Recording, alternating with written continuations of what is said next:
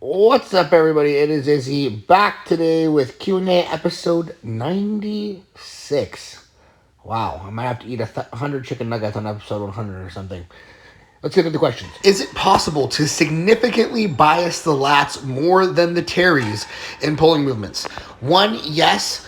But two, keep in mind that the teres is literally a synergist in virtually every major function that the lats perform. Three, this is completely irrelevant for the vast majority of people. Irrelevant.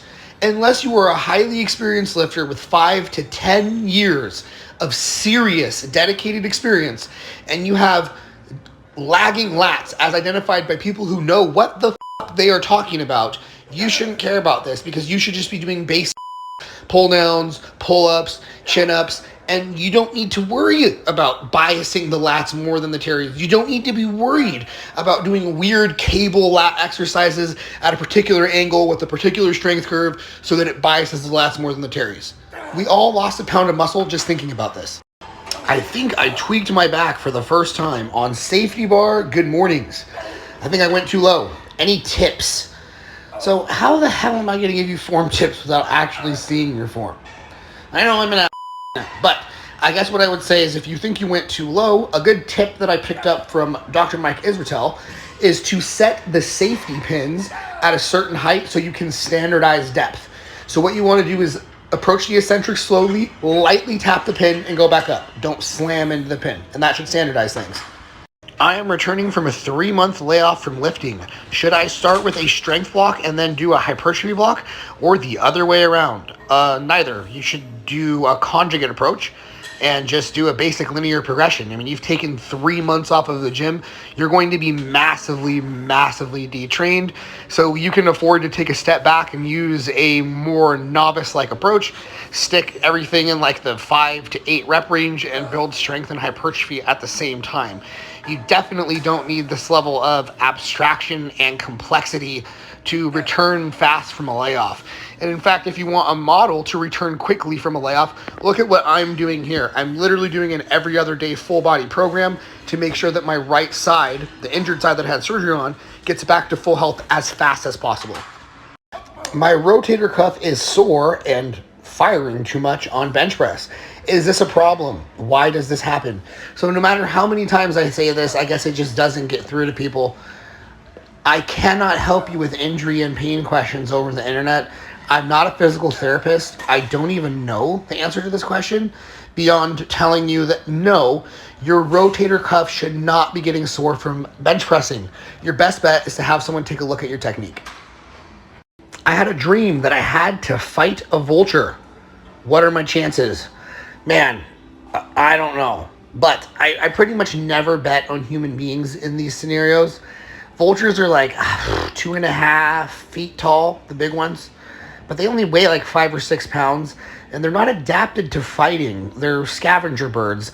They're not very strong. They can't pick up a lot of weight. I imagine that they can you up with their talons. But a quick Google search indicates that when vultures are cornered or handled, they sometimes just like vomit or bite you. So I don't think they are by nature good fighters compared to other birds. But then it still raises the question, like, how are you going to hurt it? It'll get away. Doing pushdowns like a drag curl, but in the opposite direction to bias the lengthened position. Thoughts? I mean, it doesn't matter, man. Like, for the vast majority of people, my number one criteria for pushdown selection is simply this. Does it hurt your elbows? If it doesn't hurt your elbows, it's probably worth doing because that's the hardest thing to do is to find a pushdown that doesn't hurt your elbows for a lot of people once you're decently strong. That said, most pushdowns are going to be hardest when the forearm is parallel to the floor because that's going to be the point at which the distance is longest from the elbow joint. And doing a reverse drag won't change that. How do you stay motivated for bodybuilding versus powerlifting? So first of all, I think if you ask somebody like me, how do you stay motivated, you're not going to get a very useful answer. I love to train. It's literally my favorite leisure activity in the world. Like, think of your favorite food. Let's just say it's pizza. Do you have to get motivated to eat pizza? Do you have to get motivated to want to screw your wife? You know what I mean? You don't have to get motivated to do things that are intrinsically rewarding. And it's the same thing for me in training, okay? So second, bodybuilding versus powerlifting is almost exactly the same.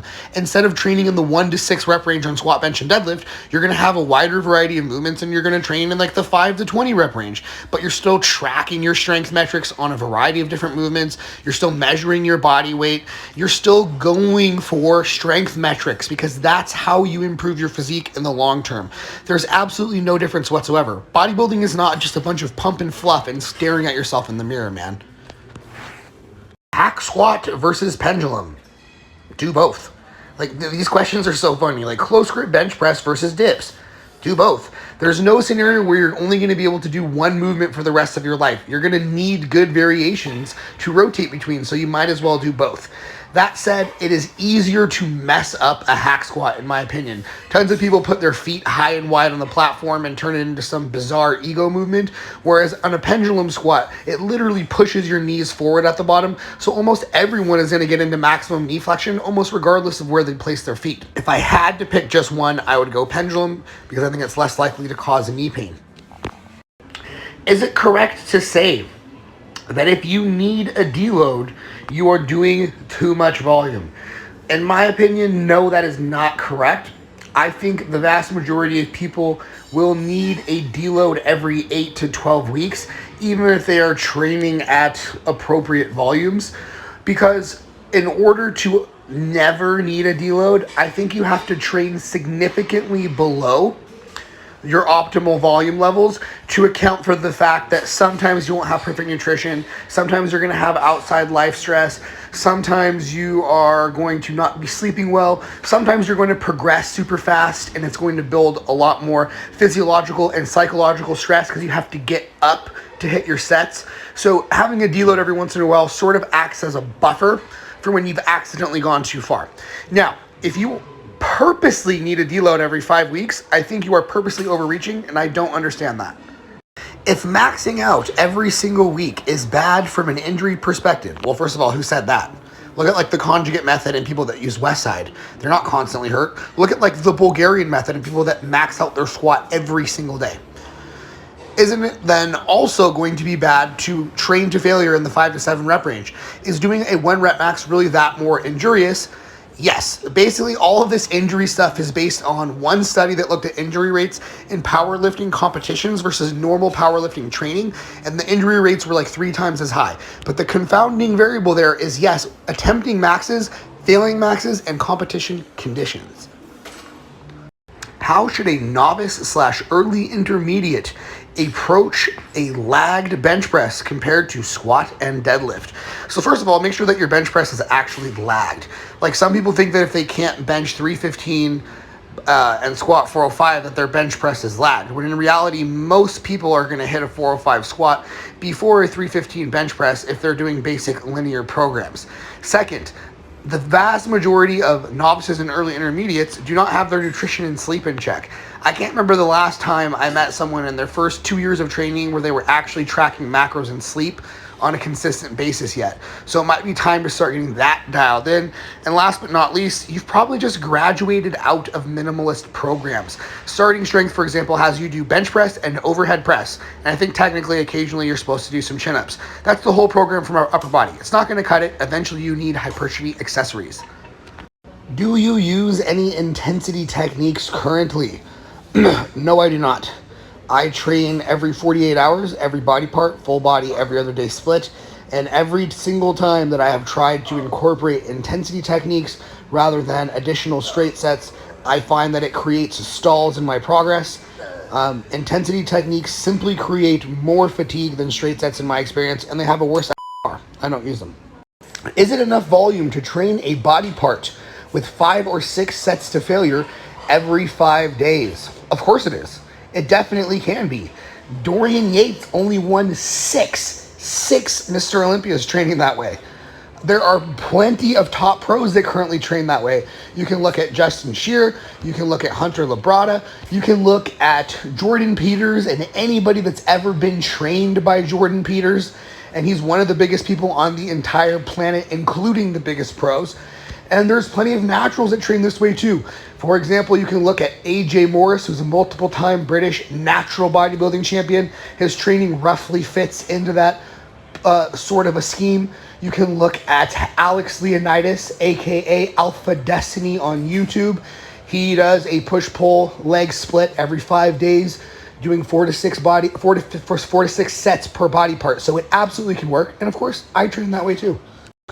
Are there any exercises which can replace the hip thrust? It takes a long time to set up and it gets in people's way. So in my opinion, the best exercise to replace the barbell hip thrust is to do it in the Smith machine. It's definitely not going to be in anybody's way. It's way faster to set up, and it's actually a better exercise because you don't have to balance the thing from side to side, and it hurts less too.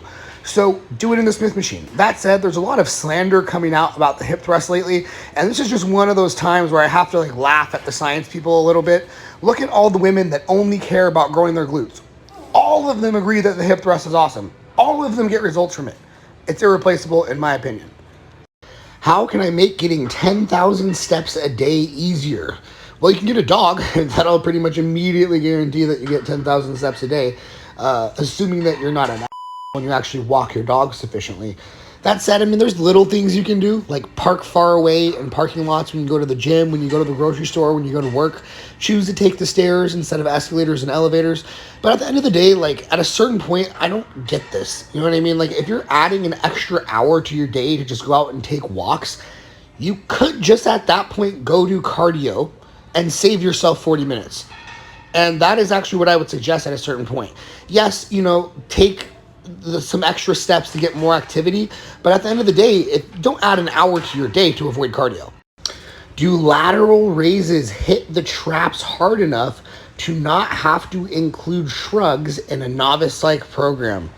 Oh man, you are confused. You are so confused. Do you know what the number one trap exercise is? It is not shrugs.